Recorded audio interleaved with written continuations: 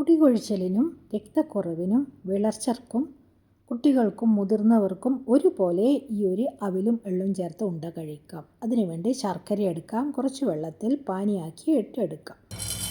അതുപോലെ അവൽ 2 കപ്പ് അവൽ എടുത്തിട്ടുണ്ട്. പൊട്ടുന്നത് വരെ ഫ്രൈ ചെയ്തെടുക്കാം. അത് മാറ്റി വെക്കാം. 3/4 കപ്പ് എള്ളെടുക്കാം. എള്ളും നന്നായി വറുത്തെടുക്കാം. അതും മാറ്റി വെക്കാം. ഒരു 3 ടേബിൾ സ്പൂൺ ബദാം എടുക്കാം. അതും ഫ്രൈ ചെയ്തെടുക്കാം. അണ്ടിപ്പരിപ്പ് എടുക്കാം 3 ടേബിൾ സ്പൂൺ. അതും ഫ്രൈ ചെയ്തെടുക്കാം. പിന്നെ കുറച്ച് നിലക്കടലൊക്കെ എടുത്ത് വറുത്ത് മാറ്റി വെക്കാം. ഒരു പാനിൽ 2 ടേബിൾ സ്പൂൺ പച്ചനെയ്യ് ചേർത്ത് 1 കപ്പ് തേങ്ങയും ചേർത്ത് തേങ്ങയുടെ വെള്ളമൊക്കെ പോകുന്നത് വരെ ഫ്രൈ ചെയ്തിട്ടെടുക്കാം. അതിലും എള്ളും തേങ്ങയും ചേർത്ത് നന്നായി പൊടിച്ചെടുക്കാം. അത് മാറ്റി വെക്കാം.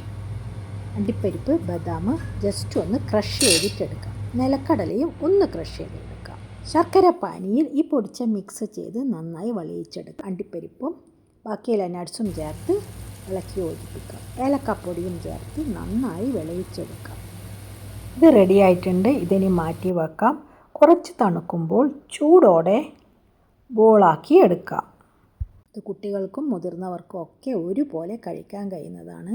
ഈ ഒരു അവിലുണ്ട ഉണ്ടാക്കാനും വളരെ എളുപ്പം. ഈ കർക്കിടക മാസത്തിൽ കുട്ടികൾക്കൊക്കെ ഇത് 1-2 വെച്ച് ഡെയിലി കഴിക്കുകയും ചെയ്യും.